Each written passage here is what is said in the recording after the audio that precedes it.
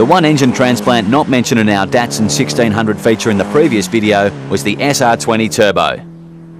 And they don't get any better than this example. Audio engineer Jeff Shoesmith spent 2.5 years building this car, and it shows. We've never seen such meticulous quality control and attention to detail. Details like incorporating tweeters in the air vents, for example. Many new cars aren't as well put together. The 1600 is a great car. It's always been my favourite car as far as I can remember. Jeff built it as he'd expect Nissan to build it if they ever reintroduced the 1600 as a high-performance sports sedan. I did a lot of the work here on the car myself. Everything except the paint and the trim. Suspension and some of the fancy work underneath was done by other people, but the fitting of the engine, making the engine mounts, the wiring of the computer and all of the intake plumbing, stereo work,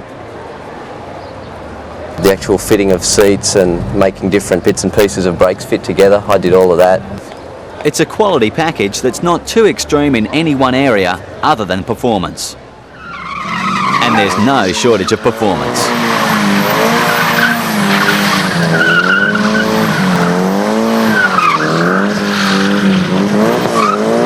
Standard in the Australian 200SX, the SR20 DET 16-valve twin-cam intercooled turbo is Nissan's flagship four-cylinder.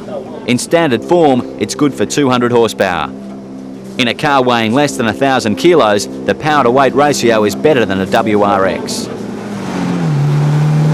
The Garrett T28 is set at 14 psi with sequential fuel injection via the factory computer. Although a little more expensive than an FJ20, the SR20 is now becoming more common as a conversion choice.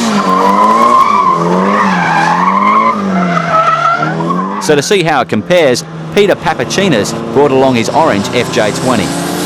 Peter finished this car about 2 years ago. Its standard turbo runs 10 psi through a Microtech D5 computer. There's no intercooler, but it is air-conditioned. After blowing up a couple of previous engines, the car's cost him about 25 grand so far. Fast 4's editor, Dean Evans, took it for a spin but found the locker diff provides a very quick transition from understeer to oversteer. So we put the 1600s together on the drag strip.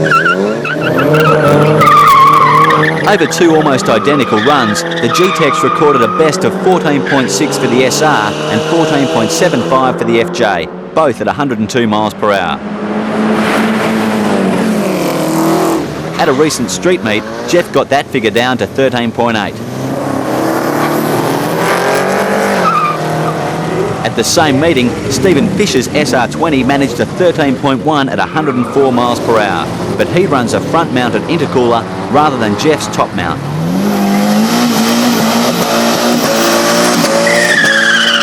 Carlos Zambrana also chose the SR20 for his Bluebird TRX.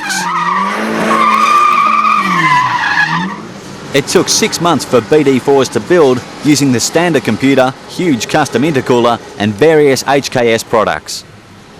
Most significant is the HKS EVC2 electronic boost controller. Carlos usually runs the turbo at 11 psi, but presets another 6 pounds available through the optional trigger on the gear stick. When activated, the extra 6 pounds translates to another 50 horsepower, a total of 260. As this car's mainly developed for drag racing, it uses a welded diff, great for the drag strip, but not much help in corners, where it provokes terminal understeer. No matter how hard Carlos tried, it wouldn't turn in at speed. Mind you, his braking technique could use some refinement.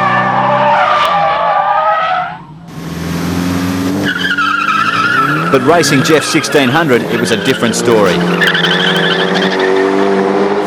Despite being a heavier car, with the extra boost and front-mounted intercooler, Carlos won with a 14.2 at 103. Carlos has run a 13.6 in the past. Probably the most unique SR20 conversion is John Wilmington's 3 Series BMW. We first met John at an Eastern Creek street meet, removing the headlights to let more air into the intercooler. Converting the BMW wasn't as difficult as it might first appear. The SR20 and gearbox slotted in fairly easily.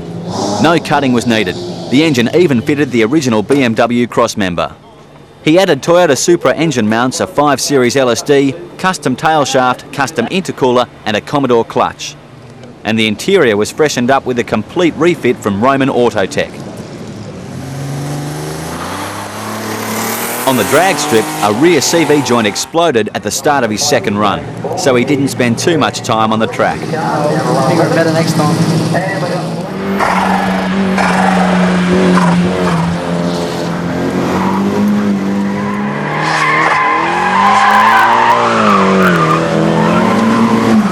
But on our shoot day, to get him back in the mood, we let him drag Carlos's TRX.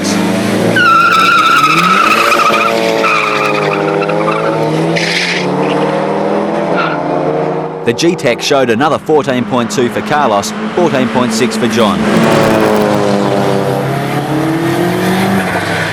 Possibly the most tuned version of the SR20 engine was fitted to Dean's own car, the Pulsar GTI-R.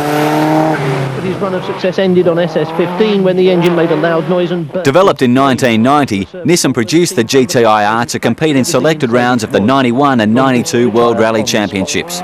It finished third in its debut event and won the 92 Group N World Championship. Apart from being full-time four-wheel drive, it's 50 kilos lighter than a WRX and able to run 13.9 seconds in standard trim. Nissan quotes 230 horsepower, or around 170 kilowatts, 15 more than a WRX engine. Compared to the current 200SX engine, the GTI-R has a better flowing cylinder head, a larger T28 turbo running 9 psi boost, quad throttle body induction and a massive air-to-air intercooler. At the 1997 Nationals, after a shaky start, it placed second outright in the Go to Woe.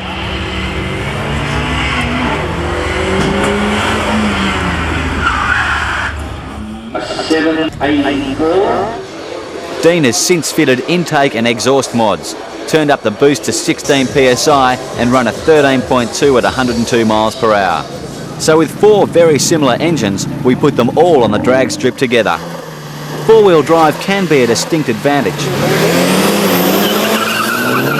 The initial jump of four-wheel traction gets it about 2 car lengths off the line. Dean scored a 14 flat at 103 miles per hour. The 1600 next, BMW third. You may be wondering what happened to the Bluebird. All the synchros in the gearbox just went to pieces. I could hear it. I couldn't get into gears, just all crunching, so just had to stop and roll it back in. We considered another drag with the 3 cars remaining, but noticed the BMW parked next to the track with John in a familiar position. I broke another rear CV. So we called it a day. The GTI-R was the quickest, but with the four-wheel drive advantage, that's expected. The other 3 showed the performance readily available from this engine for a quite reasonable conversion cost. I've got out of this for probably $16,000–17,000, which is a Hyundai XL with a set of wheels, and that's the sort of comparison I draw. I know what I'd rather have.